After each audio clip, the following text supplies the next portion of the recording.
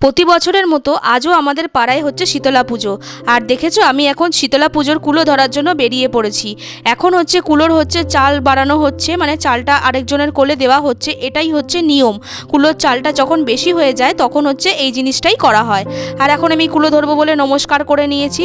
আর আমার অনেক দিনের ইচ্ছা ছিল আমি শীতলা পুজোর মা শীতলার কুলো নেব, কিন্তু কোনোদিনও আর হয়ে ওঠেনি। কিন্তু এইবার ঠিক করেছি আমি এবার নেবই। আর মায়ের আশীর্বাদে আমি নিতেও পেরেছি। আর দেখো এখন অনেকবারই নেওয়া হয়ে গেছে, তারপরে আরও দুজন নিয়ে নিয়েছে। এখন গরমে অনেকটা ক্লান্ত হয়ে ভাবছি একটু সেলফি তুলে নিই। আর দেখো এখন হচ্ছে দুপুরবেলা কুলো স্নান করানো হচ্ছে। আর পুজোর আগে ব্রাহ্মণ যখন পুজোয় বসে তার আগে হচ্ছে মাকে স্নান করানো হয়, আর সেটাই হয়েছে।